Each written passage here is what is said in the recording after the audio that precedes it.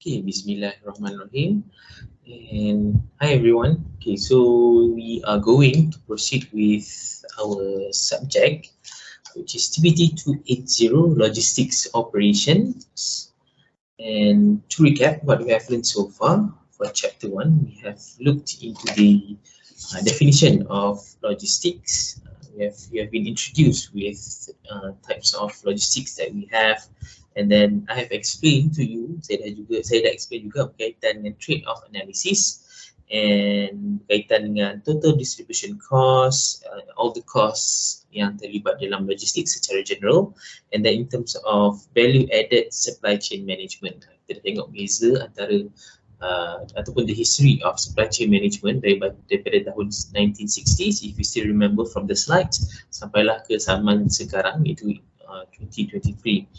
And then the most important part of first chapter is regarding the utility concept. If you still remember, there are 4 types of utility concept in logistics, which is the first one is time, second one is form utility, and then the third one is possession utility, and the last one is place utility. So please remember, because this is going to be asked in your test soon.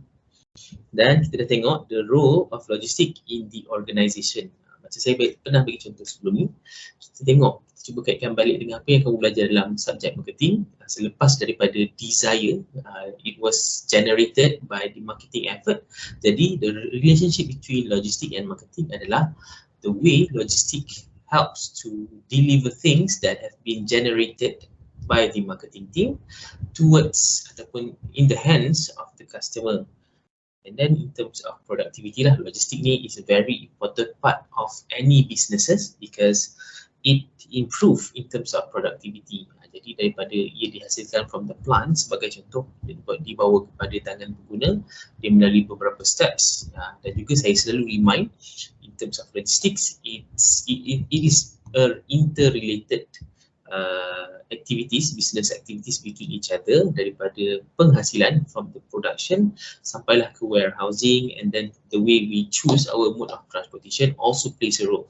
And saya selalu tekankan in terms of logistik ni, dia ibaratnya kalau kita nak bagi mudah untuk kita faham, it's like a domino effect. Domino effect ni boleh dikategorikan sebagai a ripple effect, di mana apabila berlakunya delay ataupun lambat di satu pihak, sebagai contoh di pihak production, akan menyebabkan other parties in the cycle of logistic cycle akan terlibat juga. So dia akan berlaku delay lah for the whole team. And then dekat chapter yang kedua, last week kita dah belajar berkaitan dengan mode of transportation in logistic. Kita dah tengok ada 5 types of mode of transportation yang ada. Kita ada air, kita ada water, kita ada sea, kita ada pipeline, and kita ada C lah, satu lagi, 5. Okay, alright. Dan seterusnya kita dah tengok berkaitan dengan in terms of transportation costs, factors affecting transportation costs. Dia ada 2. Yang pertama dari segi product related factors, yang ada 4 benda yang saya kata saling berkaitan tu, and then yang kedua adalah in terms of market related factors. Okay, jadi untuk minggu ini, dan juga sebelum saya lupa, before I forget, I have also explained to you the type of permit for carriers. Yang ada yang jauh hari tu lori kan, yang saya ada tulis dekat whiteboard berkaitan dengan types of permit untuk lori sebagai contoh. Yang kamu tengok atas jalan raya tu, dia ada permit type A. A tu dia ada 2, KA dan juga A. A is untuk non-container, dan KA adalah untuk container, and then C is owned by the company. Kalau masih ingat lah, hopefully masih ingat Okay, and then kita dah belajar berkaitan dengan intermodalism juga dalam chapter yang kedua.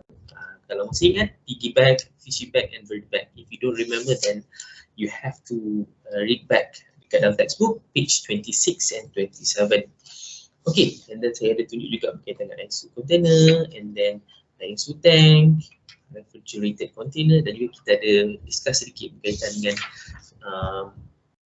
goods yang di-deliver ataupun shipment involved in logistic, involve products such as perishable goods, benda yang mudah rosak ataupun dia punya jangka hayat dia singkat. And then we also learn about dangerous goods yang ada stiker stiker yang bahan mudah meletup tu. And then we also learn about livestock dan juga high value goods dan juga AILS. Sorry, AILS, AILS. Okay, so which bring us to the next chapter, which is chapter 3, which is inventory management. Okay, if you can look on the screen right now, saya ada tunjuk textbook. Okay, kalau textbook, you can start reading from the page 36. Okay, so these are the learning objectives for chapter 3, which is we want to describe what is actually inventory management, and then we want to discuss the reason for holding inventories in companies, and then we want to describe the different types of inventory. We have more than one types of inventory. So it's really interesting for us to learn. And then we have a part where we want to describe the inventory costs. There are few costs that we should consider in terms of inventory management. And then we will briefly discuss ataupun describe push and pull system in logistics. And then the last one is we want to discuss the economic order quantity, EOQ and ABC analysis. Okay, so this EOQ and ABC is a method ataupun skill ataupun konsep yang digunakan dalam inventory management as a whole. Dia tak semestinya setiap company akan pakai, but generally this is an idea di mana logistik akan menggunakan these two concept. Okay, moving on to the introduction. One of the most important aspects in logistics is related to inventory, since it represents as much as 50% of total invested capital. For your information, untuk inventory management is very important sebab apa? Apart from producing ataupun production of new product ataupun services, the way we handle the product ataupun shipment ataupun penyimpanan barangan is very important sebab apa? Once kita dah produce, bila kita dah produce tapi kita tidak manage secara betul barang-barang yang diproduce dalam kuantiti yang banyak, kata kita tidak menitik beratkan berkaitan dengan inventory management, it will cause the company to suffer losses sebab apa? When we put our product in good condition and we store it at the right place dalam bentuk yang selamat, dia akan membantu memelihara ataupun to preserve the product untuk sebelum dia sampai ke tangan pengguna. That is why it is important. And the amount of inventory and the location of inventory is vital to understand in order to meet customer service requirement and expectation. It is very important sebab apa?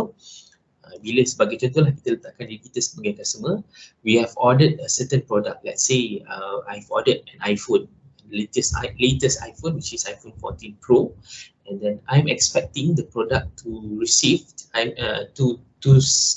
reach to me in a good condition. Saya tak nak lah saya dah bayar mahal at expensive price, and iPhone yang sampai tu kotak dia kemek ataupun kotak dia ada kesan terbuka. So that is importance of having an inventory management supaya kita boleh store the product dalam kuantiti yang betul dan juga dalam keadaan yang baik, dan juga dalam in the correct manners lah. Alright, so a good inventory management could improve company cash flow and return on investment ROI. Okay, sebab apa kebanyakan big company dia orang invest in terms of inventory management. They need to have a good inventory management. Can you imagine kalau kamu tengok kat YouTube, you can search Amazon punya inventory punya process. They handle millions of product every day, so they need to have a good inventory management. Sebab apa? How are you going to handle millions of product in one day through an efficient and good inventory management?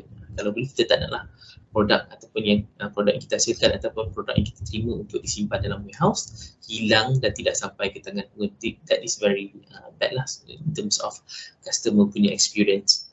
Okay, alright. So we are going to look into the water tank analogy for inventory. Okay, so untuk mudahkan kita, easier for us to imagine sebab kita belajar teori kan. So can you imagine water tank analogy ni as an inventory? Okay, so ni water tank ni This is the inventory. This is inventory. So we need to pour supply rate, iaitu kita masukkan kita punya air dalam konteks air ataupun our product kita simpan di dalam inventory. So it will cost ataupun it will form an inventory level. And then last kali bila kita dah simpan dalam satu tempoh yang masa yang lama, and then we will distribute the product at demand rate. Jadi kalau kamu mesti ingat di persamaan logistik ataupun equation of logistik yang kita belajar dalam chapter 1 dulu, which is logistik is equal to supply plus material management plus distribution. So kalau nak tengok dari segi analogy of water tank technology, this is the supply plus material management, which is we handle the material in terms of inventory management. Kita simpan baik-baik, kita letakkan dalam keadaan yang baik, kita letakkan di tempat yang bersesuaian. And then last kali adalah in terms of distribution plus distribution. Distribution tu adalah bila kita dah simpan, bila ada demand rate untuk certain produk, kita akan keluarkan barangan-barangan yang kita simpan di dalam inventory ni untuk dikeluarkan, dihantar ke kedai-kedai supaya demand dapat dipenuhi, demand for a certain product.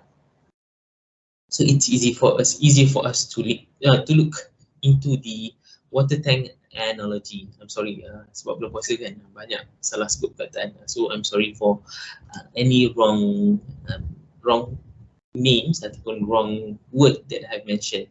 Okay, so kalau kamu tengok dekat dalam textbook, dekat chapter 3, page 36, this is the process of ordering, storing, using and selling a company's inventory, and it is referred as an inventory management.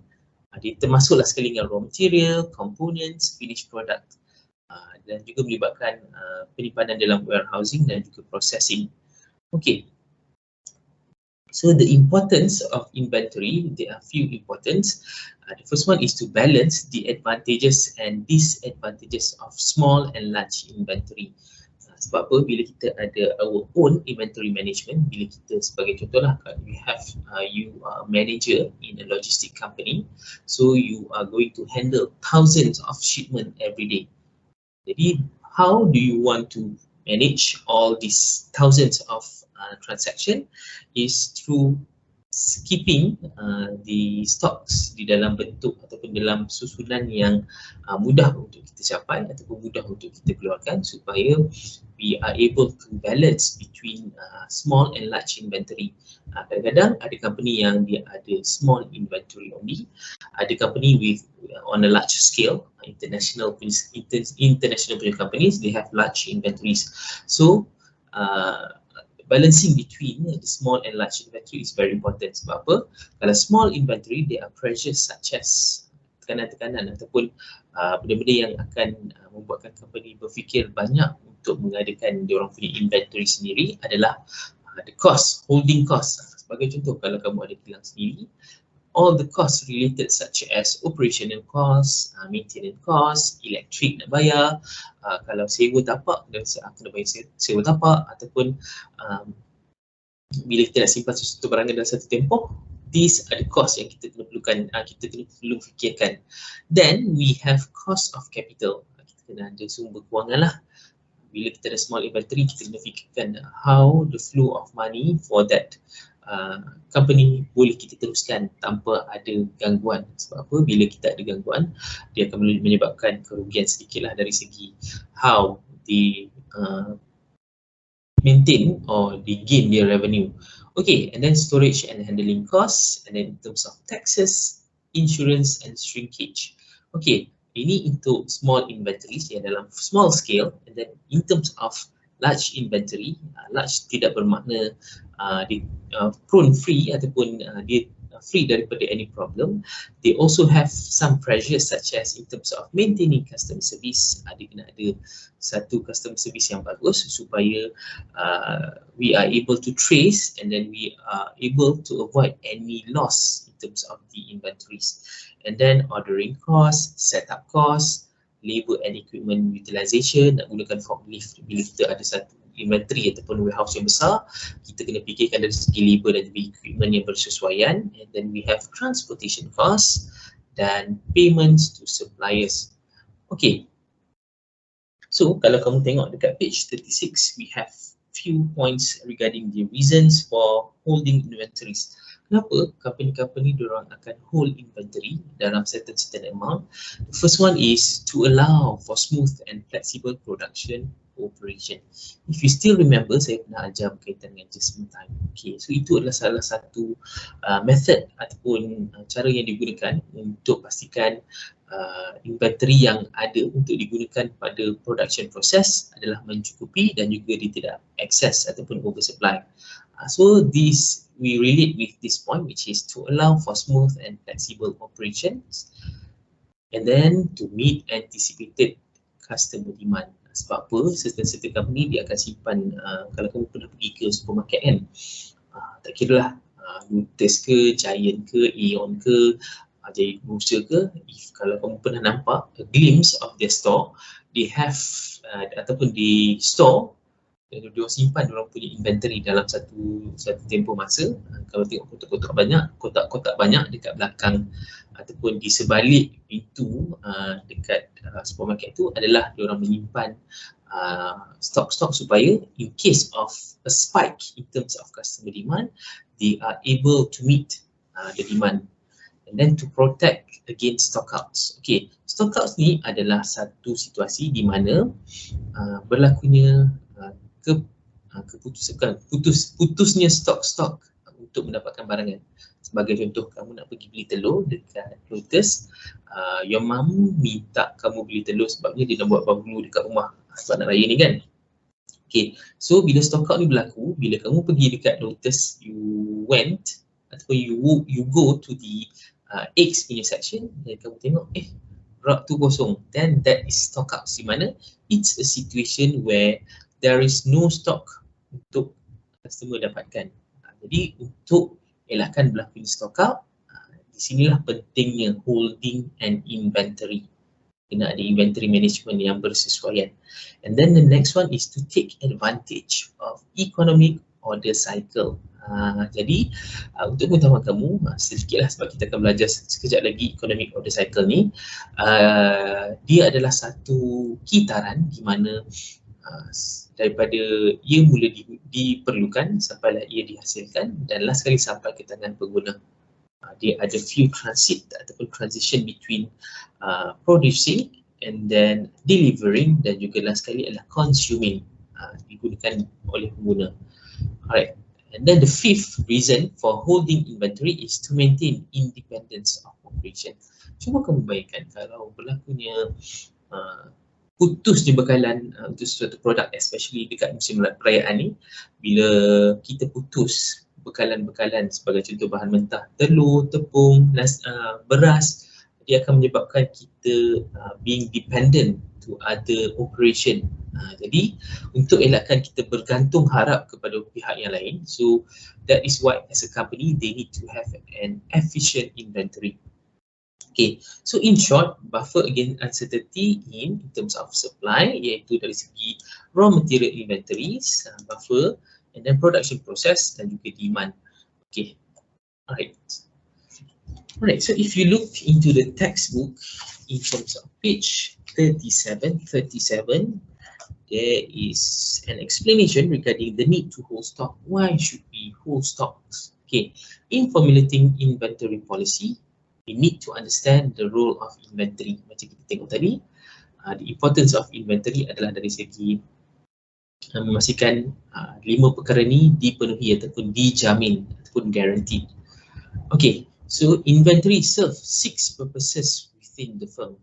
It enables the firm to achieve economies of scale. I believe we have, kamu dah belajar berkaitan dengan economies of scale di dalam subjek ekonomi. Saya bagi satu example.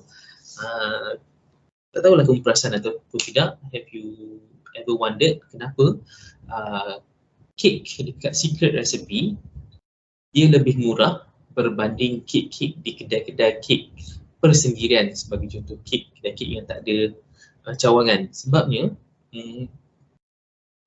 secret recipe ni dia menghasilkan sesuatu barangan ataupun sesuatu produk tu dalam kuantiti yang banyak. Jadi bila dihasilkan dalam kuantiti yang banyak, dia boleh buat perkhidmatan dari segi pembelian bahan mentah dalam kuantiti yang banyak akan mendapat diskaun berbanding dengan coffee shop ataupun cake shop yang secara kecil-kecilan di mana mereka hanya membeli bahan mentah dalam kuantiti yang sedikit dan mungkin kekurangan dia tak dapat diskaun lah berbanding dengan sekret-sekret yang ada ataupun beli tepung, butter dalam kuantiti yang banyak. Jadi apa yang dimaksudkan dengan economies of scale ni adalah dia boleh menghasilkan barang dalam kuantiti yang banyak dengan kos yang lebih rendah. Perkhidmatan mungkin dari segi raw material ataupun perkhidmatan dari segi transportation cost.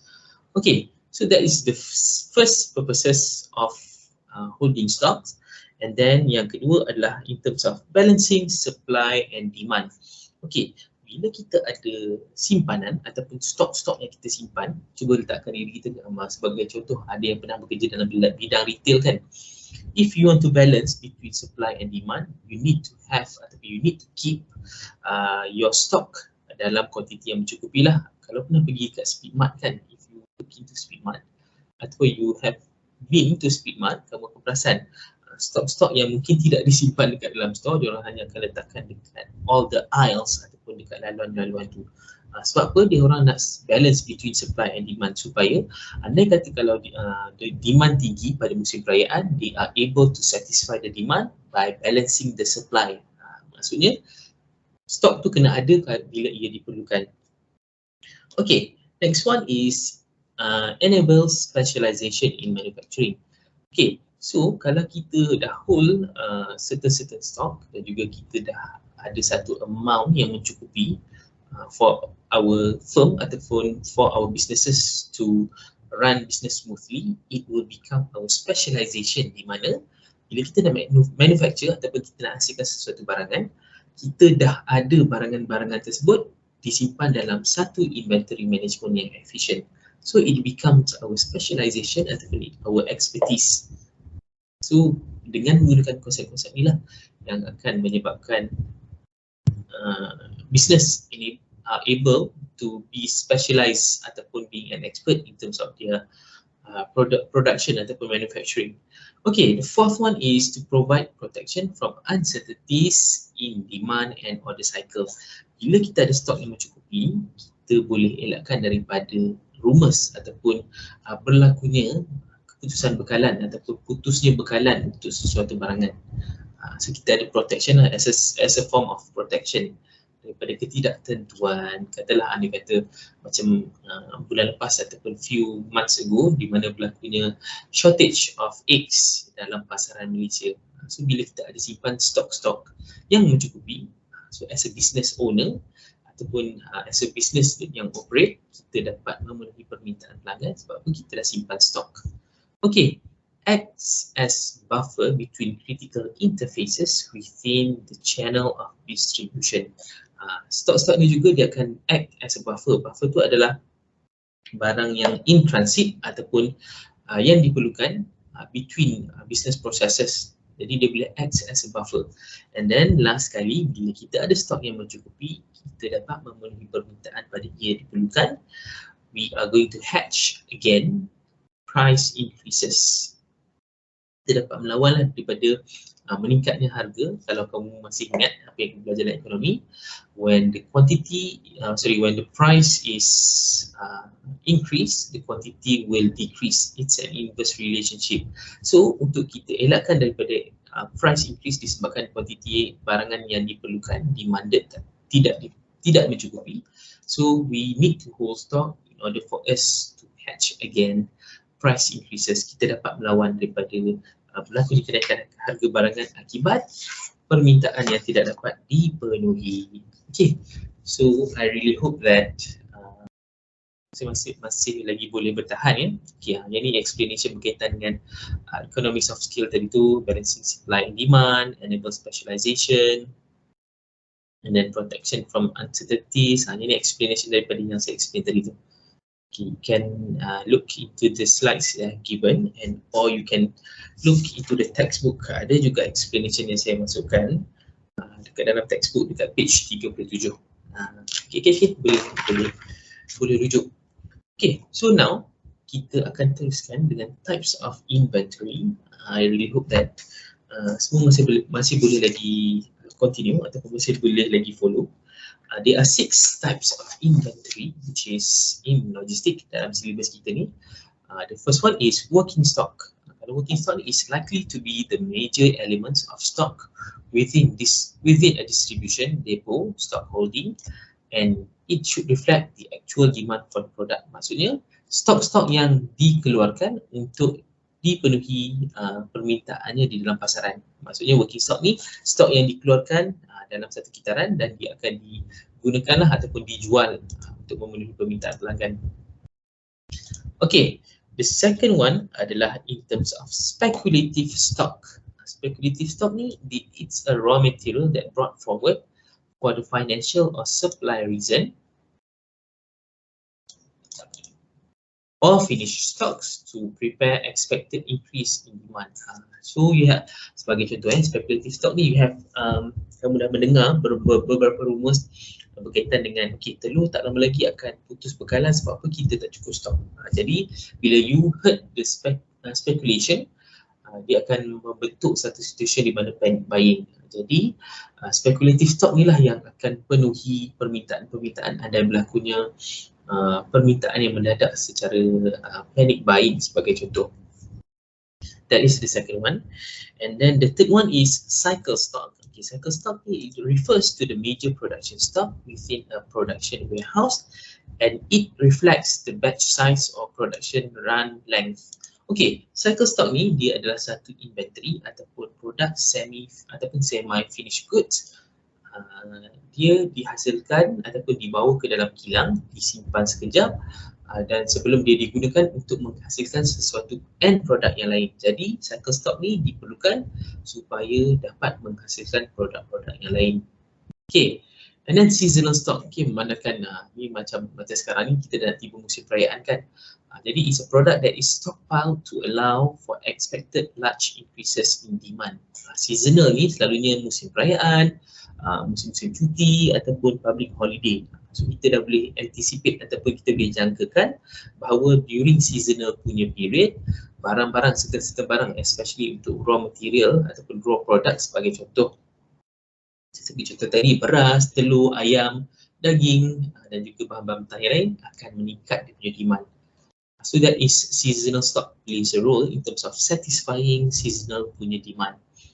Alright, and then in terms of the fifth types of inventory adalah safety stock. Safety stock ni is a stock that used to cover the unpredictable fluctuation of demand. Katalah tiba-tiba, kalau selalunya macam hari biasa, permintaan untuk kita dapatkan air soya, kotak air kotak soya tu, katalah 300 dalam satu hari. Tetapi tiba-tiba mungkin disebabkan production untuk air teh bunga yang dalam kotak tu dah stop production, menyebabkan permintaan orang ramai yang tak dapat satisfy demand untuk teh bunga tu akan beli air kotak soya sebagai contoh. So that is important, we have safety stock supaya kita boleh satisfy the unpredictable fluctuation of demand at a certain time. Okay, last sekali dekat sini adalah in terms of dead stock ataupun dead stock. Stok-stok yang produk-produk dia yang telah pun tiada ataupun telah dihentikan ataupun tidak lagi digunakan ataupun dia dah jadi barang rare ataupun barang-barang yang obsolete.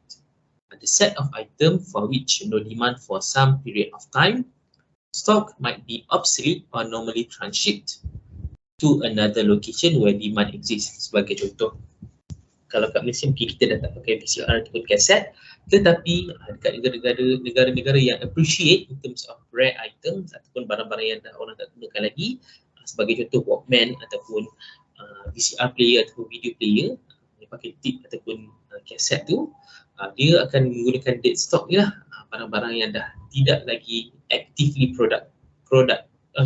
actively produced.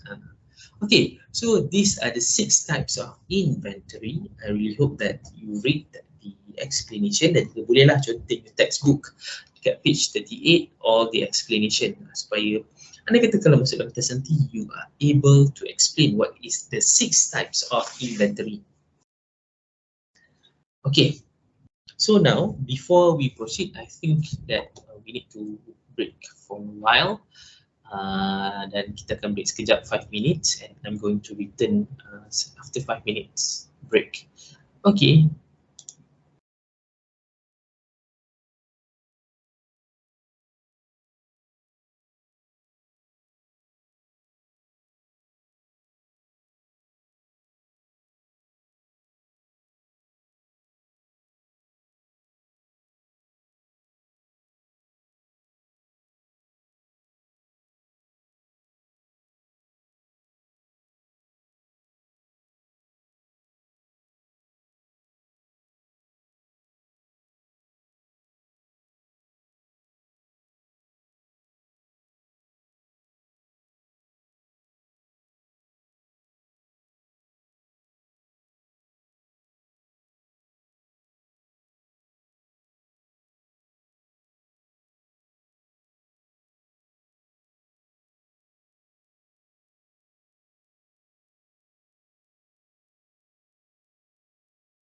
Okay, so kita akan teruskan dengan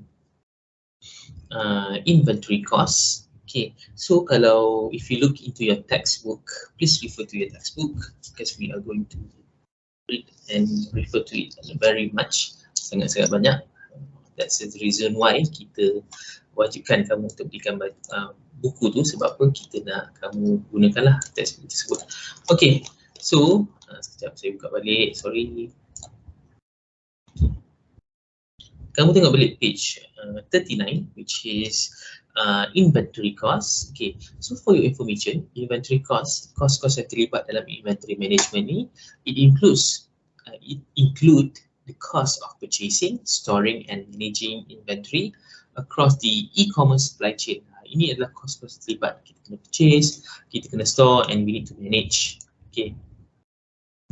Then inventory costs go beyond the initial purchase and include storage costs as well as the cost of holding unsold finished goods. Barang-barang yang tak habis dijual pun kalau kita simpan, dia akan menyebabkan cost kita kena bayar sebab kita nak simpan barang yang tak habis dijual kan. So it is one of the major logistic costs and it represent a significant element of the total cost of logistics. Okay, management consider this cost when determining how much inventory to keep on hand. Jadi, berapa banyak stok yang kita nak simpan dekat tangan, ini adalah perkara-perkara yang akan di-consider ataupun dipertimbangkan. This can lead to changes in customer order fulfillment rates as well as variation in the production process flow. Okay, so dalam inventory cost ni, dia ada 4 principal elements yang kita perlu tahu. Yang pertama adalah capital cost. Capital cost ni adalah kita punya modal lah. This is the financing charge, that is the current cost of capital to a company or the opportunity cost of tying up capital that might otherwise be producing a return or if invested elsewhere. Okay, so kalau untuk pengetahuan kamu, opportunity cost ni I really hope that you have learned ataupun masih ingat lagi berkaitan dengan opportunity cost. It's a cost ataupun kita kena pertimbangkan dua perkara dalam menentukan ataupun to make decision and we need to choose only one and pilihan yang kita tidak pilih tu adalah opportunity cost, which means sebagai contoh katalah saya nak menghantar barangan dekat daripada Johor nak balik ke Kedah. Saya nak hantar my product, sebagai contoh saya produce perfume in large quantity. Jadi I have to choose between delivering goods using land transportation, menggunakan lori ataupun boleh menggunakan any types of land transportation, sebagai contoh boleh hantar guna van, boleh hantar guna lori dan bergantung kepada shipment. Tetapi there is other option for me to deliver my shipment ataupun my goods. Yang keduanya adalah menggunakan air transportation. Saya boleh gunakan kargo, hantar daripada JB punya airport sampai ke airport di Kedah. Jadi, I have to choose between the two mode of transportation and I have chosen to use land transportation because it is more cost efficient walaupun masa yang diambil tu sedikit lama berbanding dengan air ataupun air cargo, tetapi saya pilih sebabkan berdasarkan kesesuaian kos yang terlibat. So the opportunity cost in this situation is the air cargo, di mana saya tidak menggunakan option untuk menghantar barangan menggunakan air cargo. So that is opportunity cost. Next one adalah in terms of service cost. Okay, the four principal elements of inventory cost. Yang paling penting, yang pertama capital cost, yang kedua adalah service cost. Untuk pengetahuan kamu, bila kita nak menguruskan shipment ataupun stocks in large quantity, kita kena bayarlah dari segi payment of our workers, wages, and then cost of stock management. Kita kena bayar taxes juga untuk bayar barang-barang sebagai contoh rokok dan sebagainya, ataupun liquor ataupun minuman keras, benda-benda yang kita kena bayar tax, dan juga barang-barang yang ada high risk sebagai contoh microchip ke ataupun diamonds ke, that needs insurance untuk mereka dijaga daripada nilai. Anda kata kalau berlaku kehilangan, insurance akan cover. So these all falls under service cost. And then the third one, the third cost yang terlibat dalam inventory adalah storage cost. This is part ataupun a large part of in terms of inventory. Sebab apa? Cost of space, handling and associated warehousing cost involved with the actual storage of product. Bila kita nak simpan suatu shipment ataupun sesuatu stok dalam kuantiti yang banyak, even though kalau warehouse tu, macam saya pernah explain sebelum ni, warehouse ada dua, public warehouse ataupun private warehouse. Let's say kalau kita punya private warehouse, warehouse kita sendiri is still involved in terms of cost. Kita nak kena bayar maintenance, kita nak kena bayar operational cost, kita nak kena bayar electric bills, utilities. Benda-benda ni adalah terlibat di dalam storage cost. And then the last one adalah risk cost. Ini especially untuk bila kita pilih ataupun kita menguruskan barangan-barangan ataupun shipments, barang-barangan yang high value ataupun dia punya value dia tu terlalu tinggi ataupun sangat-sangat berharga, sebagai contoh electronic device ke ataupun microchips ke ataupun jewelry ke. Benda-benda tu adalah terlibat dalam risk cost, di mana is a consequences of pilferage. Pilferage ni adalah berlaku pertumpahan ataupun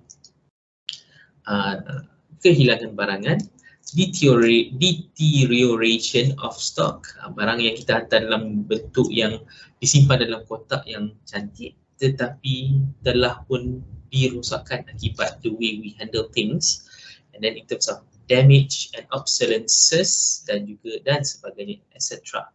Okay, this is all regarding inventory cost. Textbook, please refer to page 39. Okay. Alright, so on page 40, it's regarding the stock up cost. Okay, dekat sini, boleh katakan perkataan stock up cost. Stock up cost ni adalah satu situasi di mana kita nak elakkan berlakunya keputusan ataupun putusnya bekalan sesuatu produk ataupun barang-barang mentah ataupun finished good. It can be anything. So these are the costs involved in terms of stock up cost. The first one is holding cost, associated with holding or carrying inventory over time. And then in terms of ordering costs, bila kita nak order satu barangan pun ada kos-kos yang terlibat. And then we have setup cost, which is a cost to prepare a machine or process for manufacturing and order. Bila kita nak start a business, of course we involve a lot of setup cost. And then last one is in terms of shortage cost. Ini adalah benda-benda yang kos-kos yang terlibat lah, dari segi insurance, extra staffing, interest, pilferage, damage. Okay, ordering cost, supplies, forms, ordering processing, dan juga clerical support. Setup cost ni in terms of cleanup cost, retooling cost, adjustment cost. Then last kali storage cost, when occurs, company faces two possibilities. It can meet the shortage with some type of rush, special handling or priority shipment, or it cannot meet the shortage at all. Maksudnya dia ada two possibility, sama ada company itu boleh handle shortage tersebut ataupun they cannot handle at all in terms of the shortage of the product. Jadi dia akan lead to the next situation. Kalau permanent, of course lah, sampai kalau dalam satu tempoh yang lama sampai bila-bila tak dapat penuhi shortage tu, dia akan lost profit in terms of unsatisfied demand dan juga in terms of profit of future sales. Jadi ini adalah perkara yang terlibat. Then we have temporary in terms of back ordered. So katalah shortage tu berlaku dalam tempoh yang singkat ataupun tempoh yang sementara. Jadi dia akan jadi satu situasi di mana back ordered, order yang telah dihasilkan akan disimpan ataupun ditangguhkan sampailah stok-stok tersebut dapat memenuhi permintaan. Special clerical and paperwork cost dan extraordinary transportation to customer. Okay, so kita akan teruskan dengan the objective of inventory management. If you look into your textbook, page 41, there are three objectives of inventory management. The first one is to increase corporate profitability. Second one is to predict the impact of corporate policies on inventory level, and then the third one is to minimize the total cost of logistic activities while meeting customer requirements. So these are the three objectives of inventory management, and the explanation you can refer to page 41 in your textbook. Okay. Alright. So kita akan masuk dekat, kalau kamu tengok dekat dalam course outline, we have push and pull system in logistics. Kita tunjukkan sekejap di dalam textbook. Ini pun sebahagian benda yang penting untuk kita faham in terms of inventory management. Okay. Dalam inventory management ni, dia ada two system ataupun two konsep yang digunakan dalam kita nak handle lah stok-stok ni. Okay, yang pertama adalah push system. Okay, push system ni apa yang kamu kena ingat adalah in terms of production ataupun the way company handle inventory management ataupun the way they create their inventory management adalah based on forecasted demand.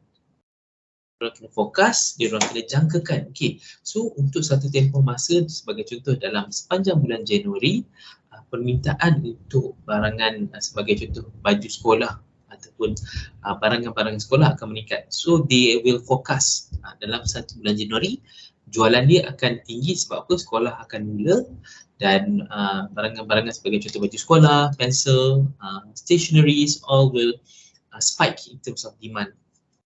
Jadi untuk push system mereka akan based on forecasted demand, dan juga untuk pull system is the opposite of forecasting. Jadi dia adalah lebih kepada demand driven. Dia bergantung kepada demand. Dia tak ada forecast, dia tak dijangkakan. Diorang hanya akan produce ataupun diorang akan based on the demand yang dihasilkan pada satu-satu tempoh masa. Jadi when a company knows it can produce what the customer orders quickly enough to maintain good service level, it will use a pull system. If the company will no longer have to guess how many orders will be placed, they can simply wait until they receive order before starting production. This reduces waste and allow company to operate more efficiently while meeting customer demand. Jadi kalau ada company yang dia dah tahu berapakah ataupun dia punya customer, if they know the customer already, they will use a pull system di mana dia orang hanya akan hasilkan barangan based on apa yang diminta sahaja, tanpa kita buat jangkaan ataupun forecasting. Okay, hopefully this explanation helps you to briefly understand what is push and pull system in logistics. I really hope that if you can search in YouTube example of push and pull system, kita nampak dengan lebih jelas lah. Okay, so what is actually economic order quantity? Okay, so it's a method ataupun pemahaman ataupun cara berfikir di dalam logistik industri di mana it identify the optimal order quantity by minimizing the sum of certain annual costs that vary with order size. It is a technique for balancing purchase, ordering, carrying and stock up costs to derive the optimum quantity for a purchase order. Okay, So assumption of the basic EOQ model, EOQ ni adalah economic order quantity ya.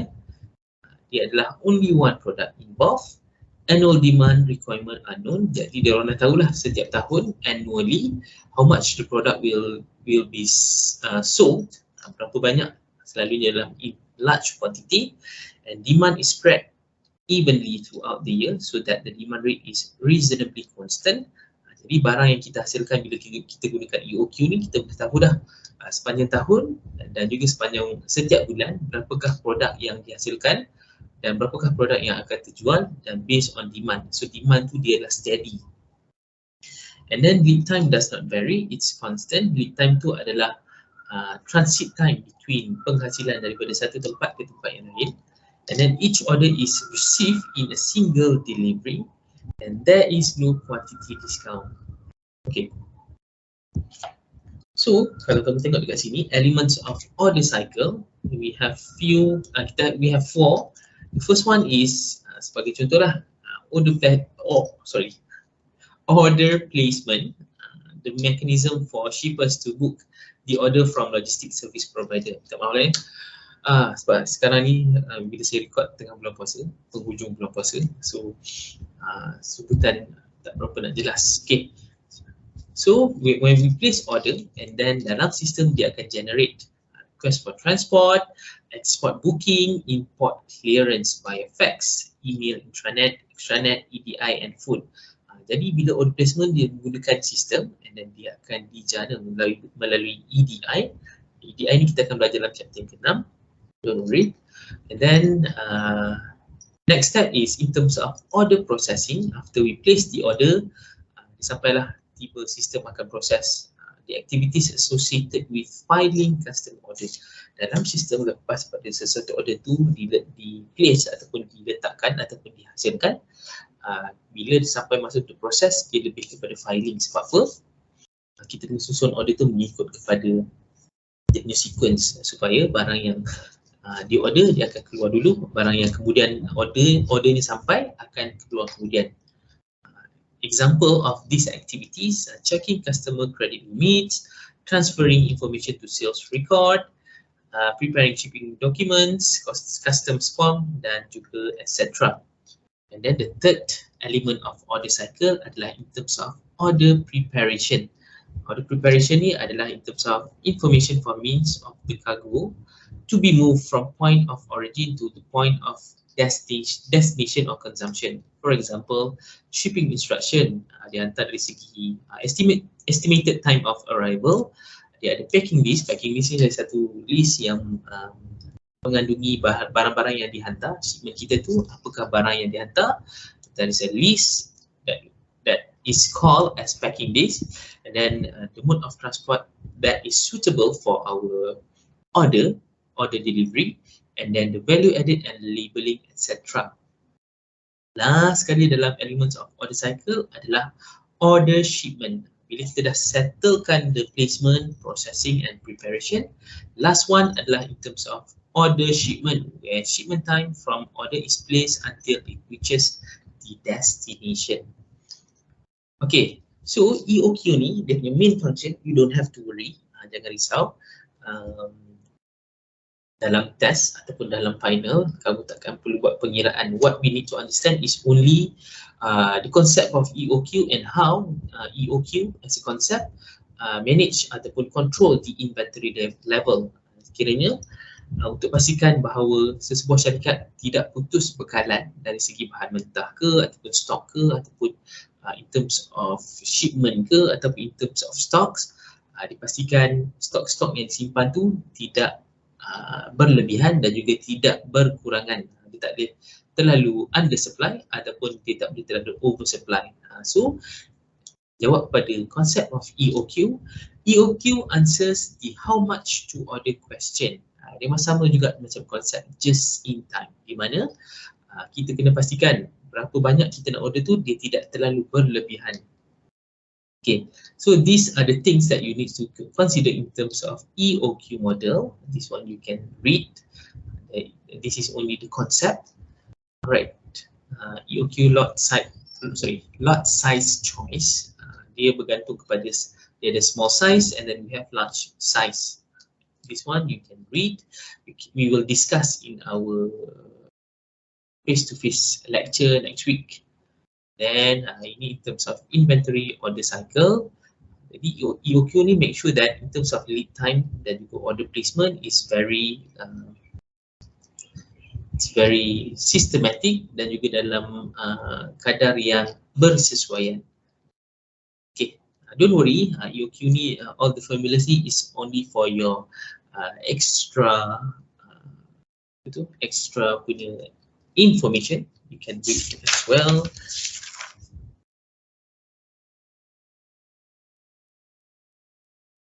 Okay, minimizing cost. Alright, so kita sampai dekat the last part of chapter 3, which is regarding the ABC analysis.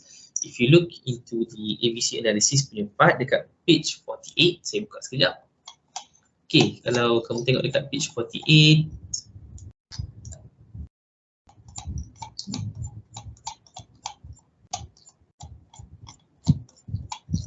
okay, ABC analysis is a technique used in inventory management to determine the value of inventory items based on their importance to the businesses. Jadi, it's a technique used in inventory management. Jadi, salah satu teknik yang digunakan selain daripada EOQ tadi adalah ABC analysis. Jadi, ABC analysis ni, it rank item based on the demand, cost and risk data, and inventory management classify item based on those criteria. Jadi bila sebagai contoh demand untuk sesuatu barangan tu tinggi dan juga cost and risk, benda ni yang akan dipertimbangkan apakah dia akan membawa kepada more profit toward the company ataupun tidak. Okay, alright. Okay, so for the ABC analysis, we will discuss further during our lecture for next week. So I think that we have reached the 1 hour punya milestone. We will discuss further ataupun kita akan habiskan chapter yang ketiga ni dalam the next ataupun lecture pada minggu hadapan. Jadi bukan minggu hadapan, minggu yang sekali lagi.